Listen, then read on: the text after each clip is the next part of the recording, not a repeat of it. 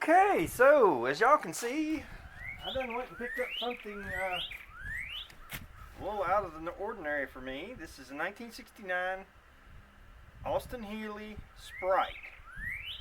I know very little about these cars.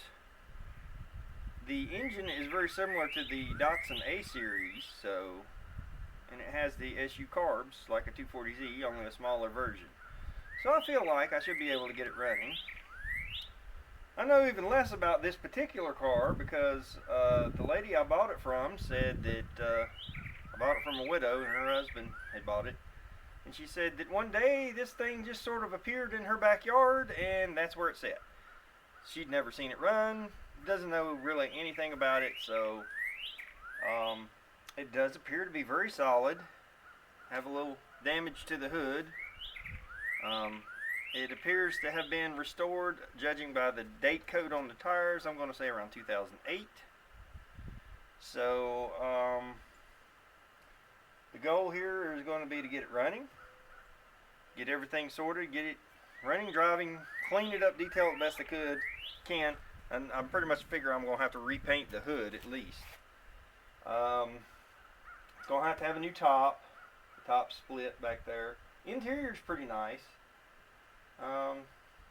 Here, let's give you a walk around of it. Try to do this as steady as I can. Alright, so yeah, as I said, the hood has some damage. It was dented and the bodywork was not done the best, so that'll have to have some work. There's no bumpers. The bumpers were missing. You know, there's some scuffs and scrapes in the paint. It could use a new paint job, but that's not the plan at the moment. So very small car, obviously. This tail light, the housing and the signal light is in the trunk, but the tail light itself is busted. This badge, we like to never got the trunk open. Oops. This badge is inside, so I have it. The hubcaps was in the trunk. There is a new wheel cylinder, at least one. There's a box with brand new brake shoes. There's the boot for the top. The reason, once we finally got the latch to open on the trunk, you can see paint stuck there. The seal was stuck to the lid, so finally just kind of gently yanked on it until it finally came open. There is quite a few scuffs and chafing in the paint, and I'm going to say most of that's probably from it being covered by tarps, unfortunately. So, you know, the paint I think will clean up and have some shine to it. Maybe I can do some touch-ups. I don't know. There's a little chunk missing down there. There's actually a dent there. I don't know if the dent was, it looks like the dent was filled in and the Bondo has just fell out, so that's, you know, but at least it's not Bondo over rust. So I'm going to say it was kind of an amateur restoration. These are kind of considered an entry-level sports car, so, you know, people buy them because they can afford to get in and work on them and stuff. I don't know what's up with that little control panel there. There don't appear to be any mounting holes. Don't know where that's supposed to go. Like I say, I know very little about these cars. Odometer showing 64 299, so 64,000. I don't think it's 164 because the pedals look really nice. Of course, they could have been replaced. Don't really know. Yeah, here's what I was saying about this top. And you know, there's not going to be much hope for that. What has happened is it shrank. So this top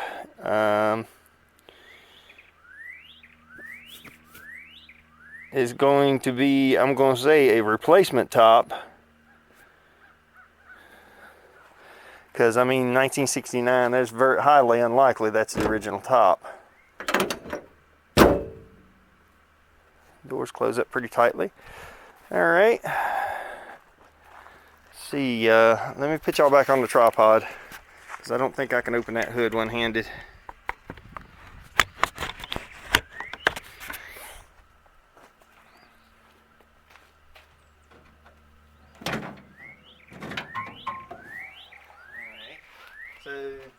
hood prop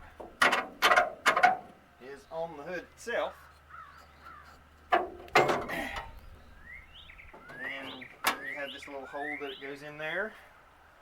This is a 1275 cc engine made by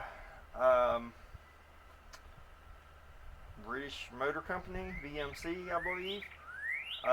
Same engine that was found in a lot of the MG midgets.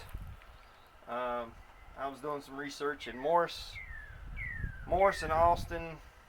You started off with Austin, and then the Austin Healey, this guy named Healey went in with them and actually designed this car. And somewhere along the way, Morris got brought in, so they're all kind of merged in together. We did stick a jumper box to it, and the engine spins over. Sounds good. Things I learned watching videos is that apparently my blower fan for my heat, this is the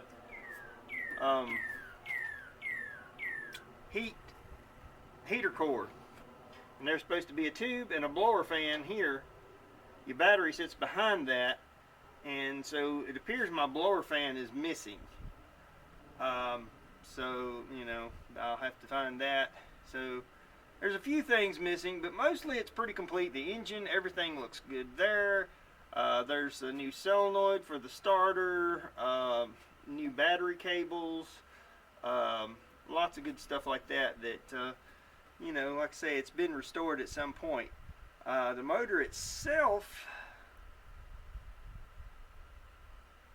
it doesn't really look like they did a lot to it. It's not been repainted or anything. It doesn't look like the motor's actually even been out, which if it's only got 64,000 miles, it's probably fine.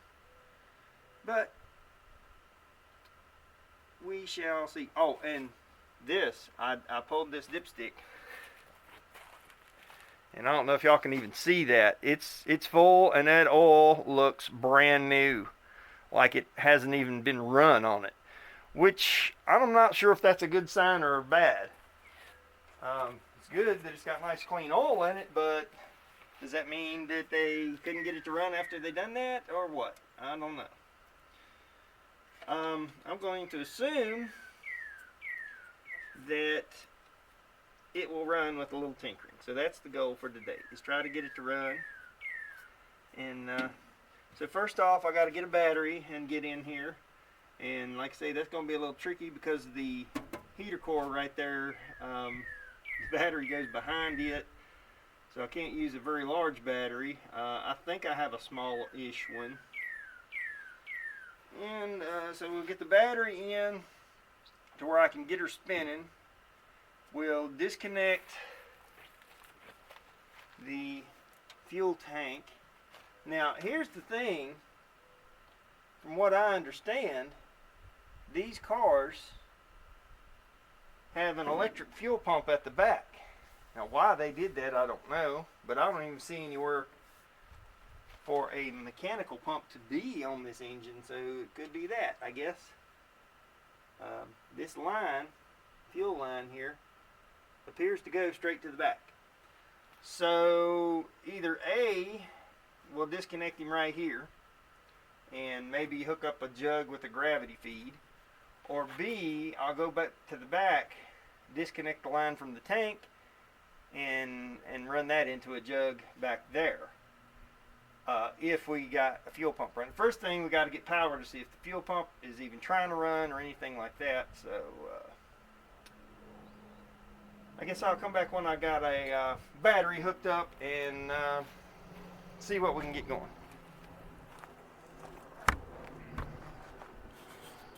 Well, even the smaller battery, I don't have room to get it in here either direction. So we're going to try and remove the heater core from its mounts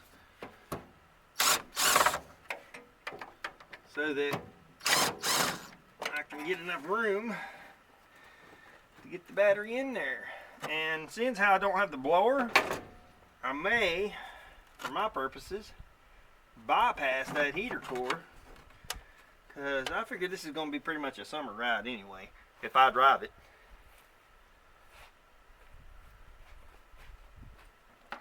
Which, first intention was just flip it, but I think I want to, well, the way I had to buy the thing and all, I want to title it. I think I will drive it some. But how long I keep it depends on how well I like it, I guess.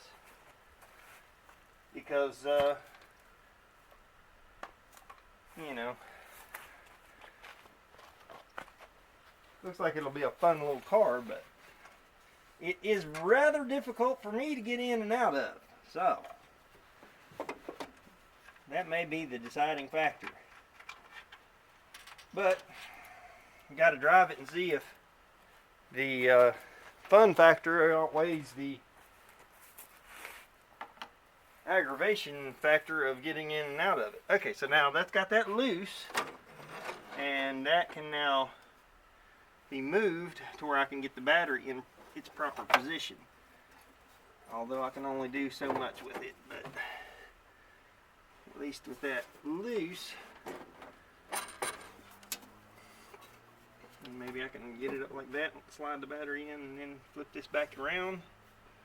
Oh, okay. I was wondering how the heat got in the car. There's a channel underneath that and a seal, so that it pushes in here and down through there and channels into the car. Well, that's kind of neat. Very silly way of doing it, but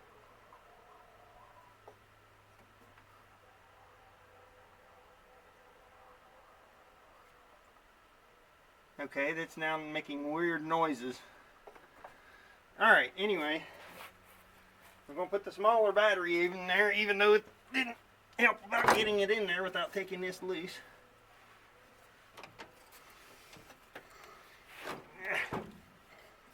This is just more difficult than it should be. Whose bright idea was it to put the battery back there?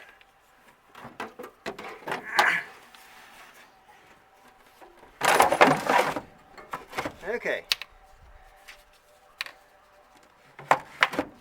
Alright, you can quit growling now. I'll put you back down where you go.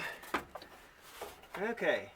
I'm assuming that's why there's only 4 screws right there holding that down, because you pretty much about have to do that to get the battery in there. But I don't think... Oh, yep, it fits in the tray. Okay, so that would work. That battery would actually work. It's just, yeah, getting it in there requires removing the screws from the heater core. So we're not going to mount that back down right now. Now this is the battery out of my truck, so I know it's hot. And okay, key switch is on because I had, so I'm not going to hook that up just yet. Alright, now that I've got that, we got to figure out what we're going to do on the fuel system. Okay, so we've established fuel line here to the gravity feed, and already we're dripping like crazy on this back carb. And okay, this little line appears to be the source of the drip, but so we're not off to a good start at all. But we do appear to have fuel.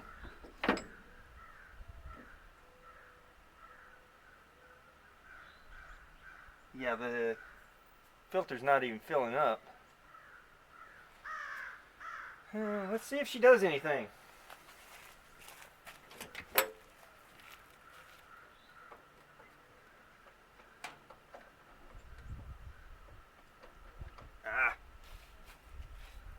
Probably help if I hook up the battery. Oh no! Oh no! Guess what? The fuel pump from the back is actually working, because as soon as I hooked up the battery, it started spitting fuel out. Ha! Alright, so now I got to find and unhook that, and let's take this down because we are steadily dripping fuel out of that back carb. Okay, I had to jack the back end of the car up to get under to unplug the fuel pump, but got that done, and now it stopped dripping, so I'm not going to hang it back up right yet. We'll see if she fires at all. See here.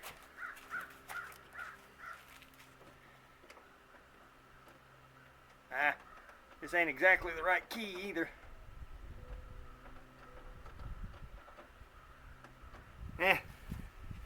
Alright, our switch is on. Where'd my screwdriver go? I dropped it a minute ago and it went tumbling under the car. Alright. So this ought to be easy enough to get to over here. And we've just taken crossing right.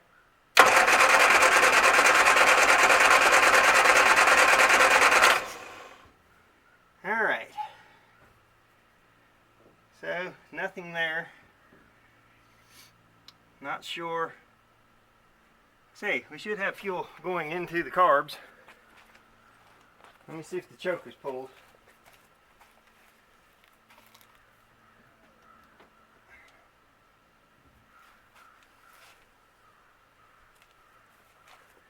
It probably pumped some of that other crap in there the other day when I was trying to spin it over.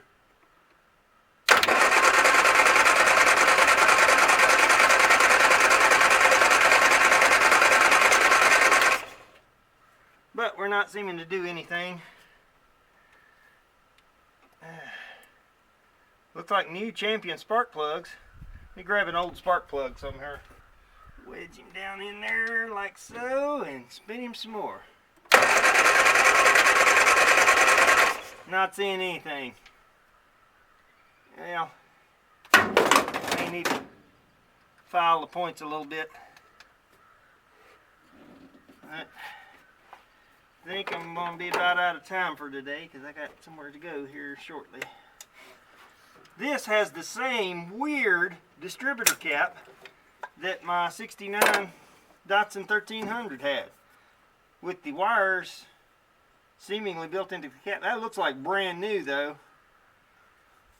Let's spin him over again, see if the points are doing anything.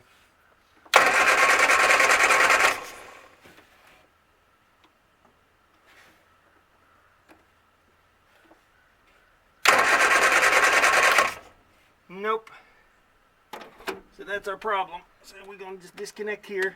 So I don't want to turn the ignition switch off because, like I said, I don't have the right key. So yeah, they look a little cruddy. They look like they've been replaced, but they look like they may have corroded slightly from sitting. So let me go find a piece of sandpaper and work on those a bit. Typically I use a little coarser, something like 220 or whatever. This is 800 grit, but it's what was handy. I folded it a bunch of times to make it thicker. Now, an emery board works well for this because you got paper on both sides. Now, you do want to have your ignition off so that you not got hot fire on this while you're trying to mess with it. Now, y'all can't see what I'm doing, but I don't think you can see what I'm doing even if I got the camera over here. But anybody that messes with old cars, you know what I'm doing, cleaning the points. So, hopefully, this is all it takes to get her firing.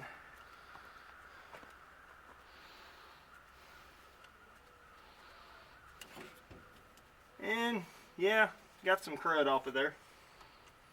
Now we'll hook him back up. And spin him and see if it sparks now.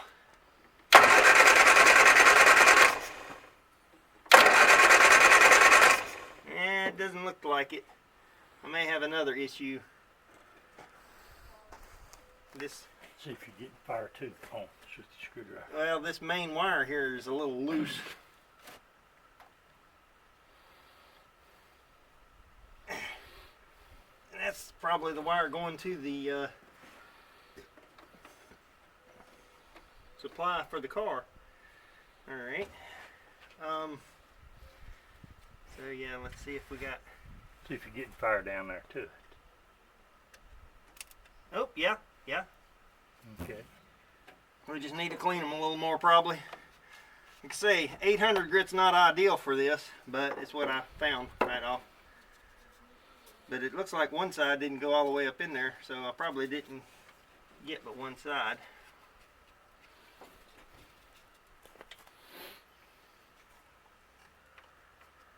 Work them back and forth. Yeah. Oh man. They look like new, but there's a lot of corrosion in them. Well, they'll corrode up. Yeah.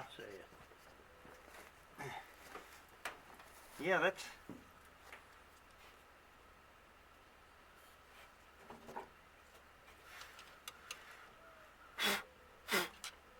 Alright, try them again.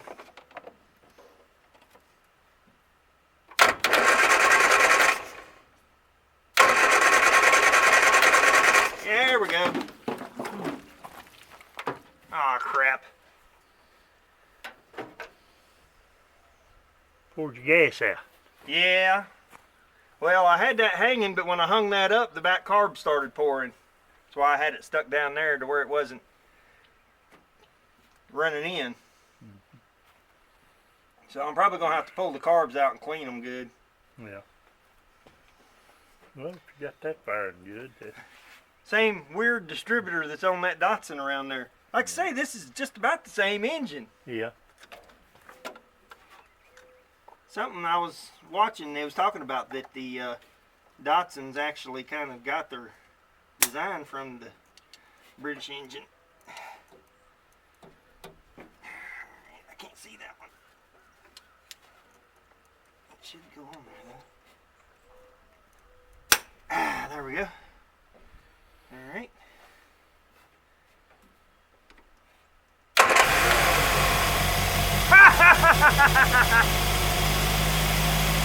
That's all it took, clean the points.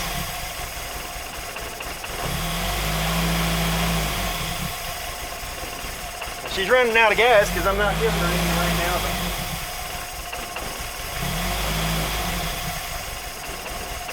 Matter of fact,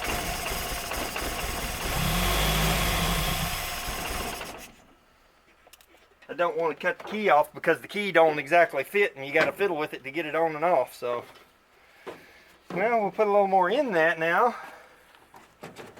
And maybe once it's running, it'll keep it from pouring out. I can't believe it fired up and idled that smooth that easy though. I pretty much knew it would run.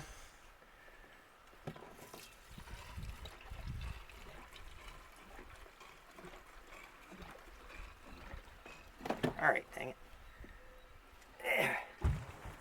Okay.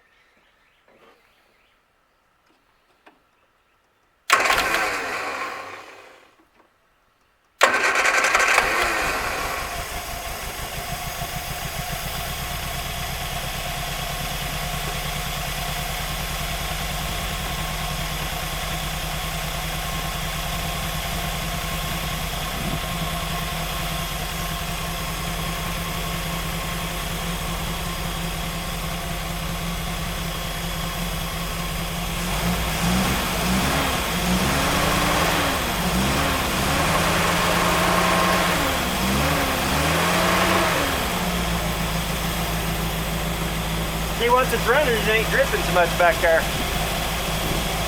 Float's not shutting off. A blade still dripping quite a bit. Oh, it is? Yeah. Oh, okay. Well, either way, the float's not shutting off.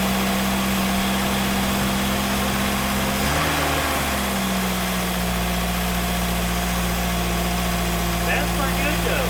Yep.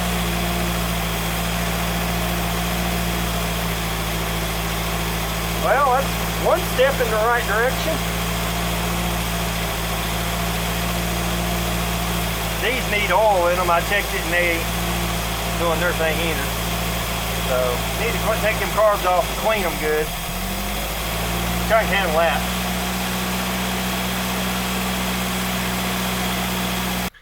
Alright, well, back at it on this Austin.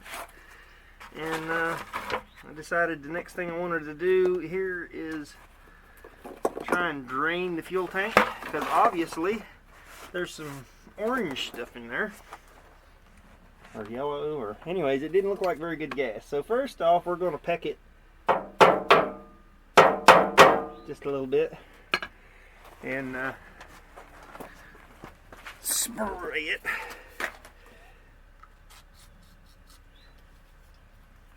Good thing about the older cars, most of them had drain plugs. I guess because the gas used to kind of be questionable at times, so you needed a way to get it out if you got a hold of some bad stuff.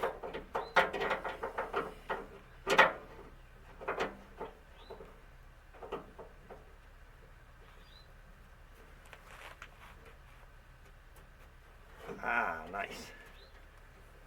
Now, I did clean my bucket out what I can, because I want to kind of see if there's any clumps or, you know, anything horrible in there besides just some crappy gas. So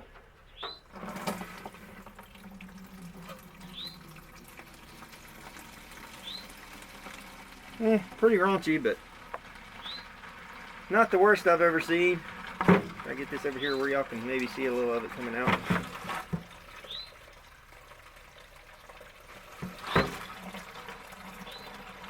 Actually, it kind of looks like whiz, so that's really definitely not the worst I've ever seen. I had a Z car once that when I took the plug out, this black tar just sort of oozed out.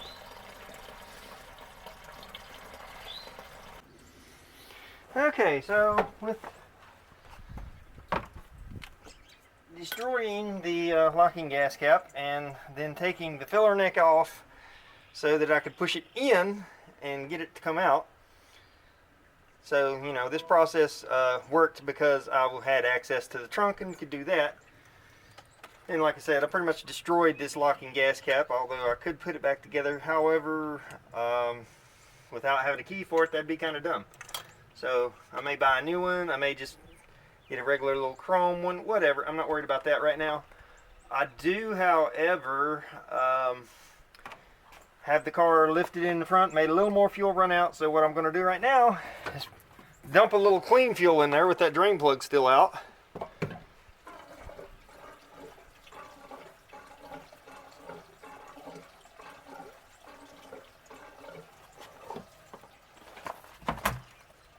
And that's running straight out.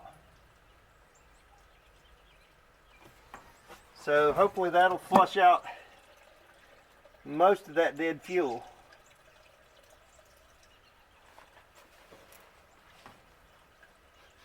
That's fresh stuff coming out the drain plug, so I'm gonna let the rest of that run out. Like I say, hopefully that will flush out whatever was in the bottom of the tank. There is kind of a little dip spot that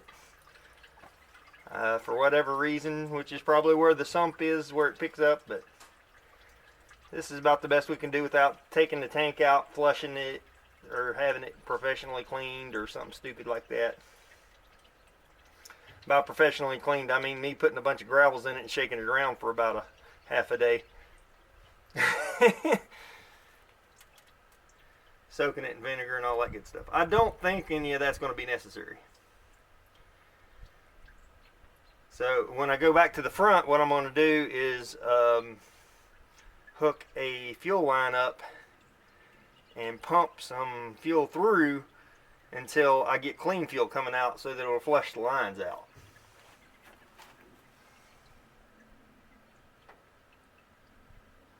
Alright, looks like we're pretty much done dripping down here.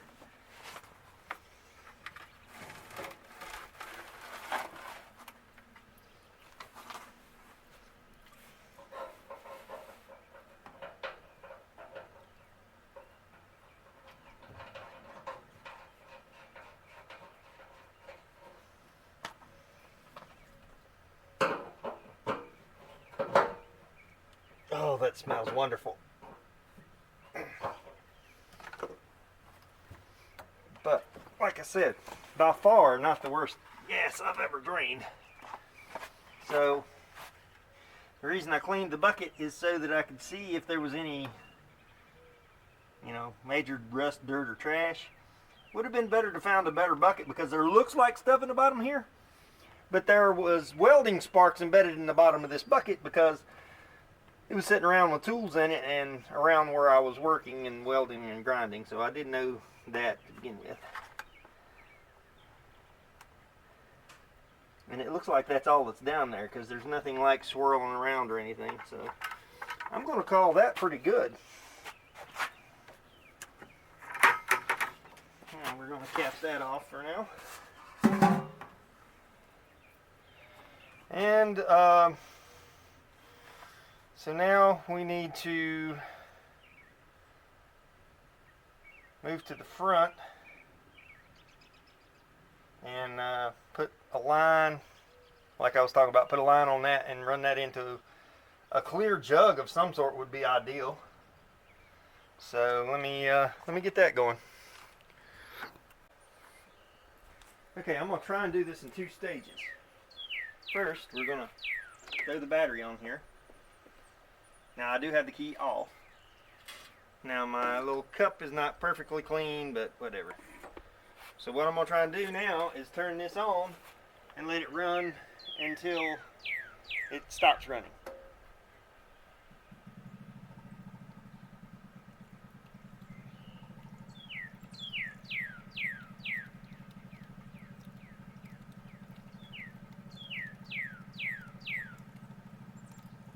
Now the pump's making a lot of noise because it's pretty much out of fuel.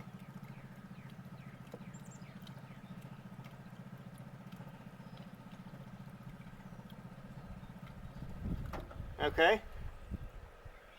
Now, so this is what our fuel coming through the lines is currently looking like. Oh, ooh, yeah, wonderful. So now I'm going to pour this into the bucket, pour some clean gas into the tank, and see what we get now.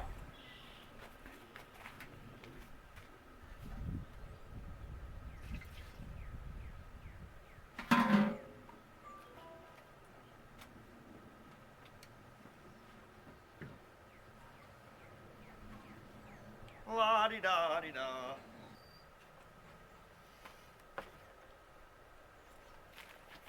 All right. Now we're going to see what happens this time.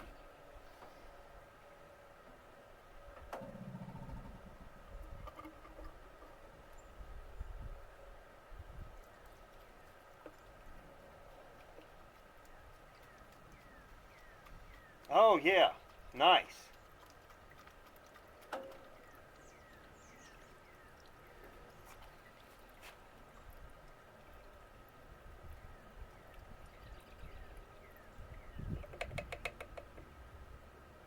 So, that looks way better. In fact, this I was going to squirt some in it, but I never even needed to. Barely any difference there. I mean, this is a little darker, but that's fine. Now that, well, still has a little pungent smell to it, but that smells more like gas that it'll run on. So now I got to try and do something to that back carb, because if I hook that line up now, she's going to leak like hell probably.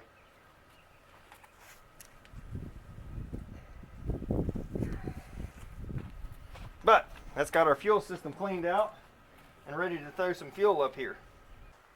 Okay, fuel line's installed. Let's cut our key on. And there goes the fuel filter. And there goes the carburetor spraying everywhere. Shit. Well. And the other bowl's leaking as well. Great.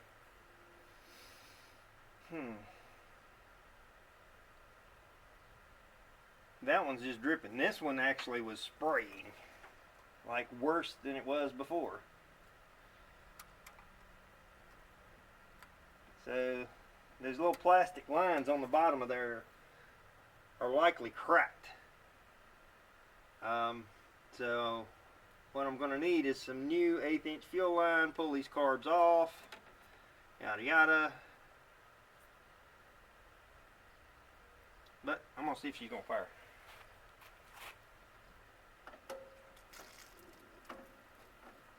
Ah, hell. It would help if I hook the wire back up.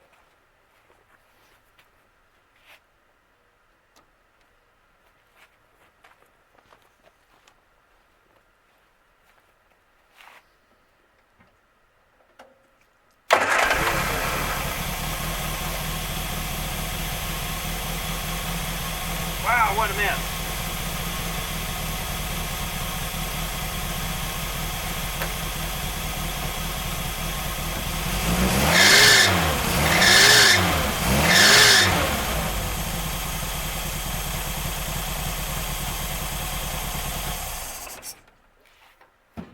Well, it is running out of its tank, but the carbs are spraying fuel everywhere, so I've got to work on them some more.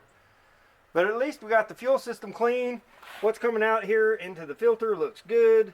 So we got that step took care of, and I was actually figuring that was going to be possibly a big problem, and it looks like it's not. But our big problem is going to be these carburetors leaking like they are, because they are spraying fuel everywhere right now. So I'm going to say my best bet's going to be to pull them off and just go ahead and do whatever I got to do to fix them. Okay, handy dandy crescent wrench. Got that first choke cable loose. Now let's see if I was right on these. Yep, 14.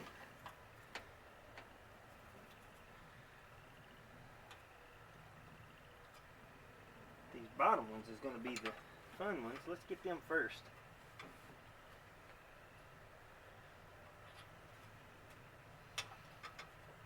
Are you friggin' kidding me? Nope, it's right. I was gonna say them's a different size.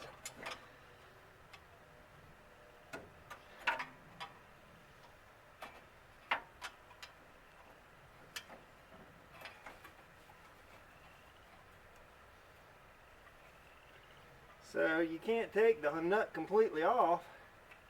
You got to take the carb part way off as you go, because the nut's going to hit the base of the carb before it comes off. This bottom one might come off. Nope. Let's start him back up on there just a little bit.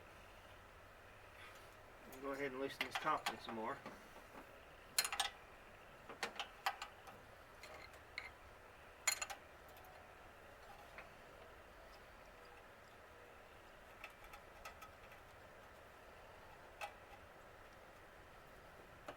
Oh yeah, it's gonna come off easy enough. See, hook our throttle springs. Ow! Get your fingers pinched in them in the process. Ow! Okay. And then if we can get our other nut down here, I can't even see. Ow!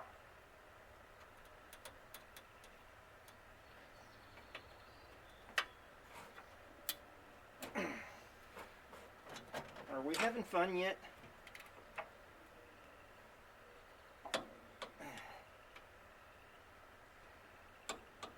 Yeah, I can't complain or, blame anybody. As they say, get a sports car. They said, no, nobody said to get a sports car. I decided to do this myself, so. Well, I kind of have a thing for sports cars. Mostly been Datsuns, but, A Datsun Roadster is outrageous. These things go crazy. So, came across this at a good deal. Looks like, I was up under it a while ago, and there's no rust in this car. It's amazing condition. It just needs a little love to get her going again.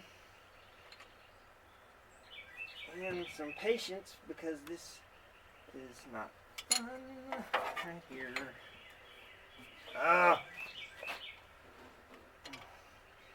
It would have been a good idea to get I let the back end down because I was doing back there for now. So it would have been a good idea to get the front end up. Would have been a lot easier on the back.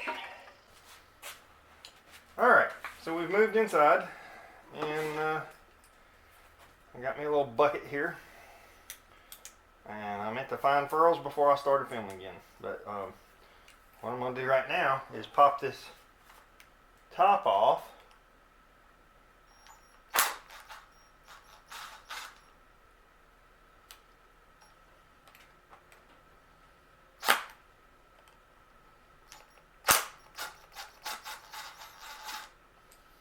Give y'all a better look at this upper part of this thing.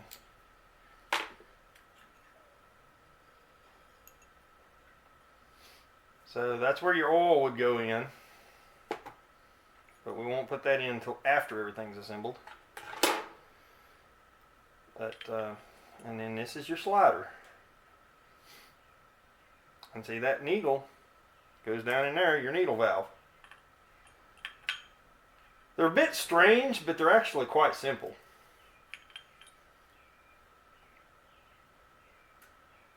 So there's a little notch, so this turns one certain way. So what I want to do here is clean this a little bit.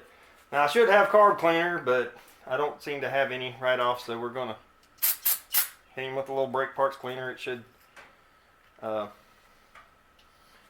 evaporate quick enough to not be a problem. I mean, it's flammable, so. Hell, I see people using brake clean for starter fluid, so it ain't gonna hurt nothing. So we're gonna clean that up. And we're gonna clean this up. You know, I did say something about polishing it, but I don't think that's gonna be necessary, because it's actually pretty good shape. Just a little bit of grime in there.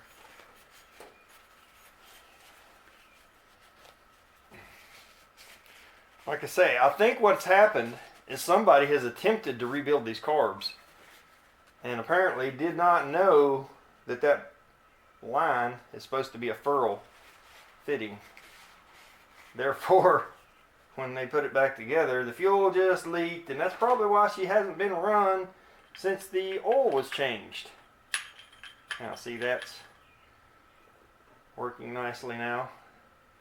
Let's go ahead and do this part a little bit.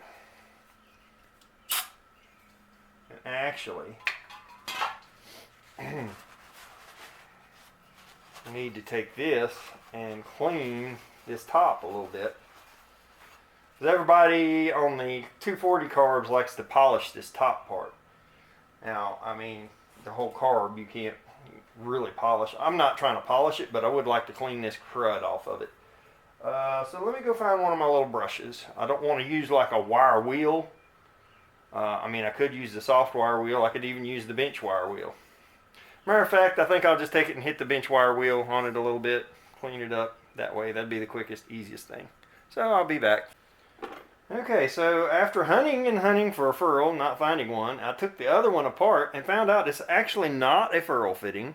It has a tiny washer that goes in there, and then there's a little rubber O-ring in there that it seals against. Now this side was leaking too, but it appears to be just some crud in there basically. So I can probably just take this one and clean it a little bit.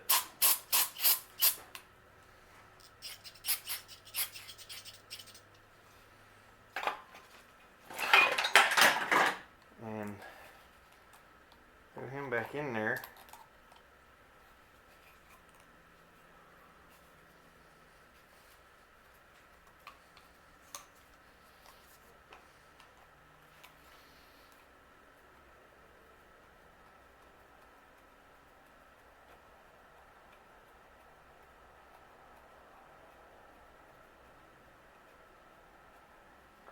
But now the other one, unless I lost the washer when I took it apart, it was just missing.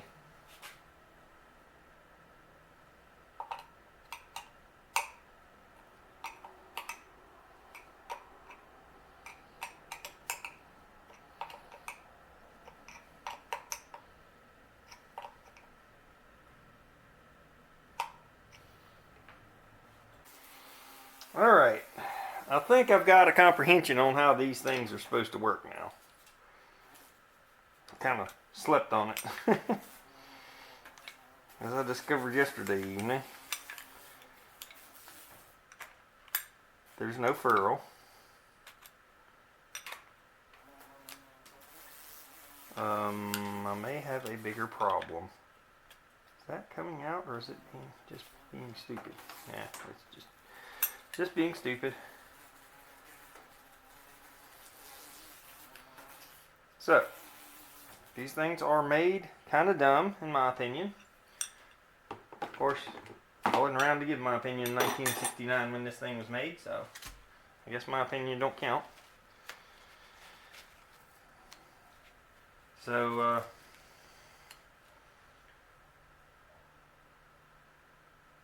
which one was I working on? This one.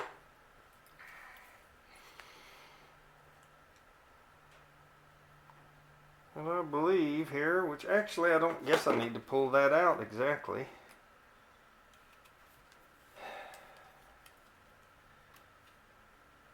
Well, I think the best procedure would be to put the washer on back there.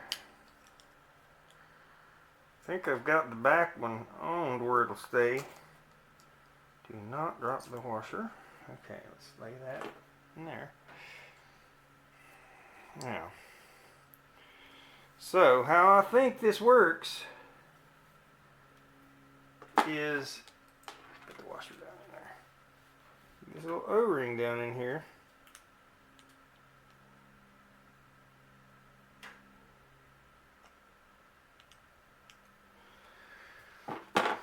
So you put your fitting on. You put, alright, I know you're in there. Your little washer on.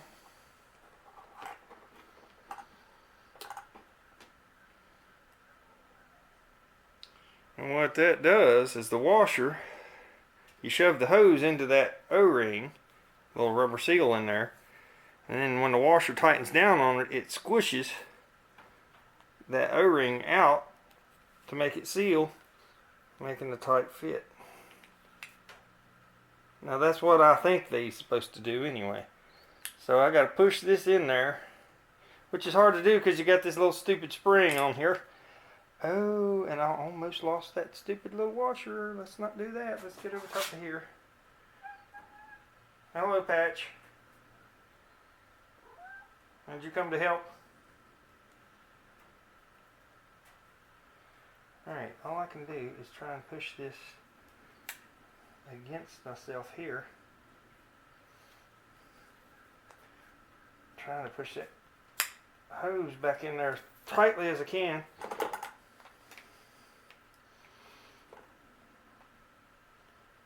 And then we'll tighten this down. Now hopefully this makes it work. Like I said, kind of a dumb design, I think.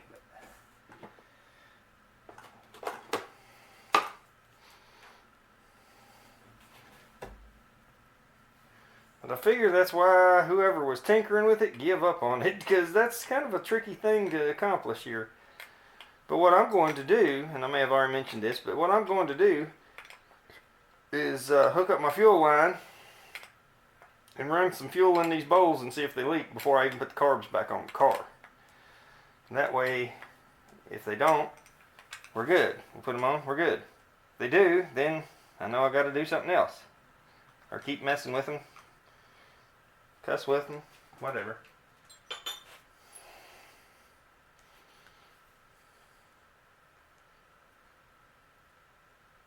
See, now I know that one's not going to hold because it just slipped right out of there. And I thought this one was going to be the one that was going to work. This one back here was the one that was really giving me a fit. But now it seems to be in there tight now. So, we got to try loosening this one back up. Because that is obviously not going to seal like that if it's just falling out.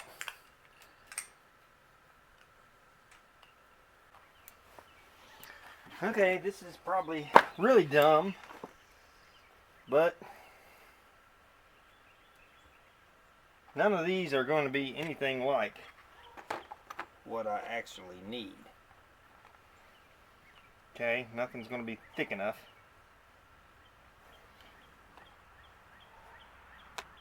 But what we're going to attempt to do is take this fat one here, I think maybe that one.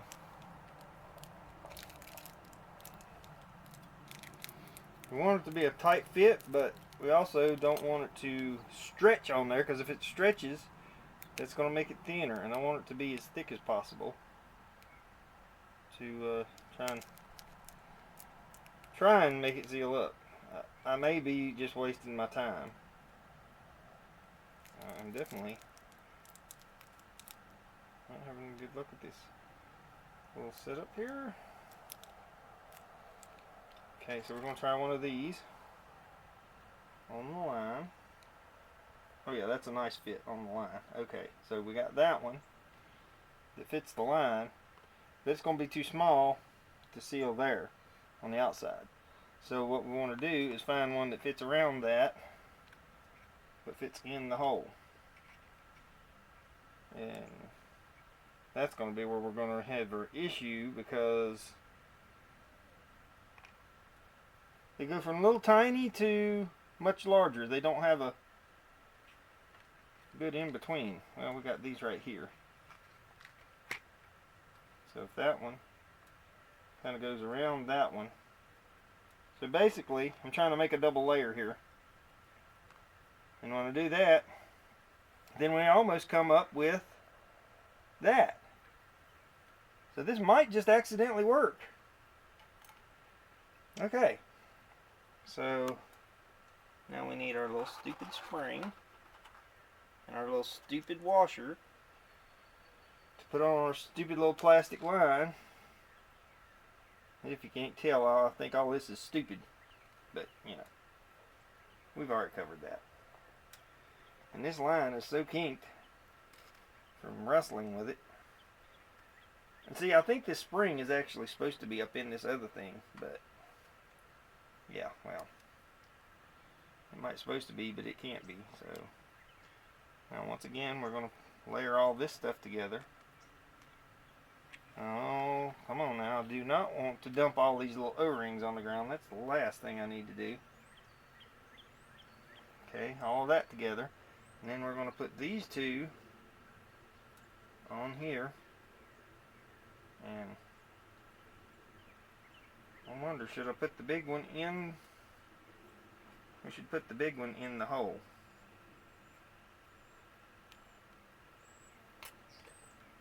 Leastwise, that's going to be what I'm going to attempt.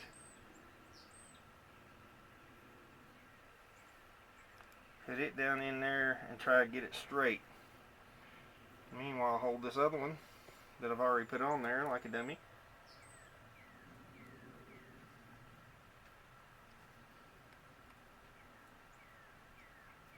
This might actually work to my advantage, because if it being two-piece, because before the threads was catching up on the outer edge and was what was making it not want to go.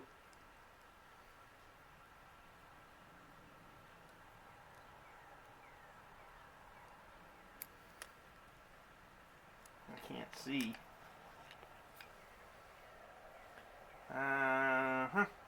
It's kinking.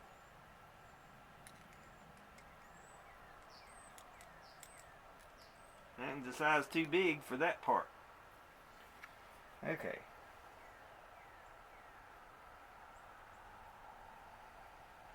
That's actually trying to stay put. So if that's a size too big, the next one down is this one. And it's going to be too small.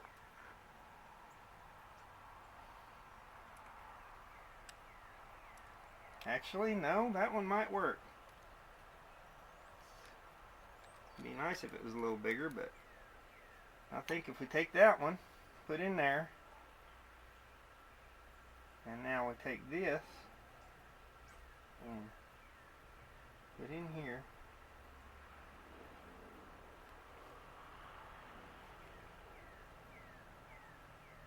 so.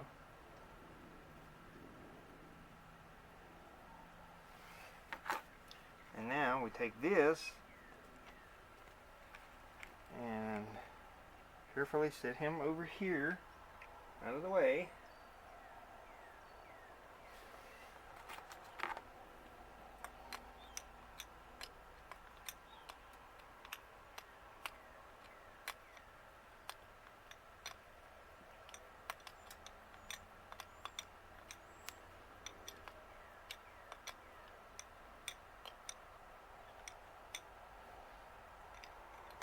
Attempt number 462.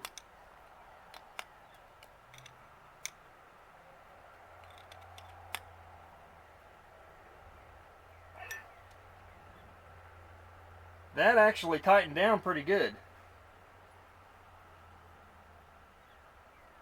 This will need to be redone later because, like I said, this stupid little plastic line is done kinked like crazy back here. But I'm just trying to get her running for now. So, now let's do another test on the float bowl line.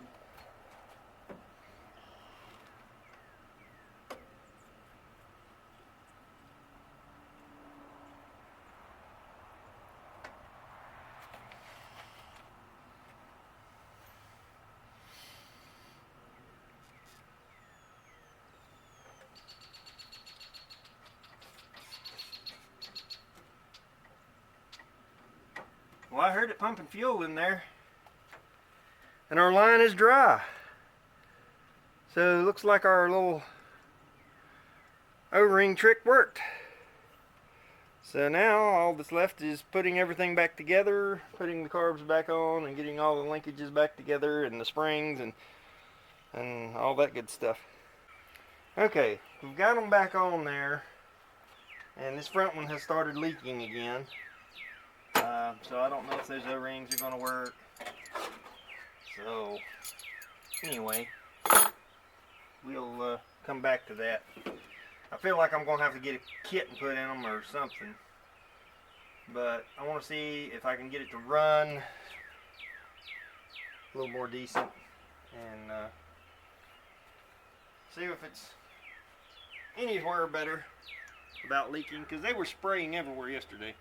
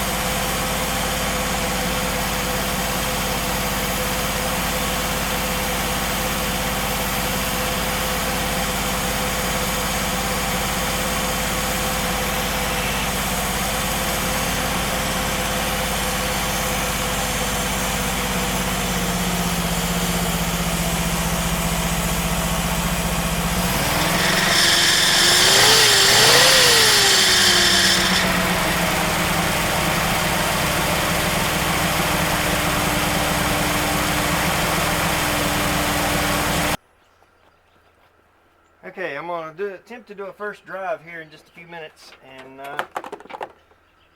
don't know if the clutch is going to work or not.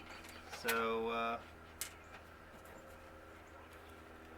not guaranteed, but that's what I'm got to attempt.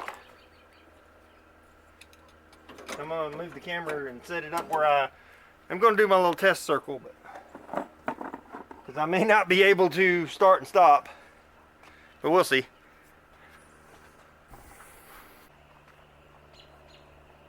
Well, that was a big fat fail.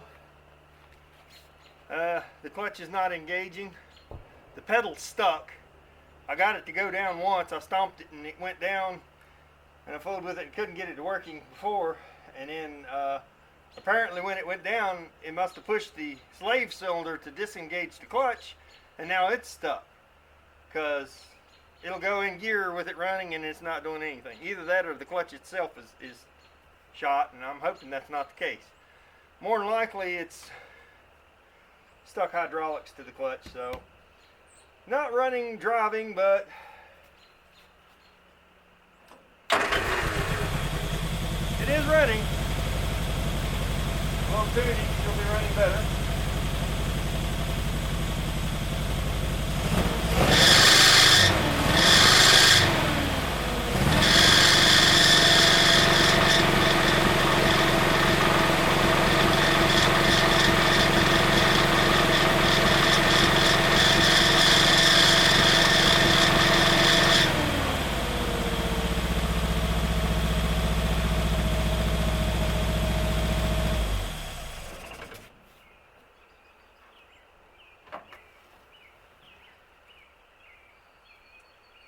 So I think I'm gonna wrap this up for right now. This is our introduction to the 69 Austin Healey, and we did get her to run.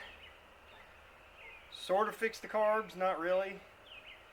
Tried to make the clutch work, that didn't work, so I got a feeling it's gonna take some more parts before I can get her going, but hopefully I'll be back with an update soon, but we'll see how it goes.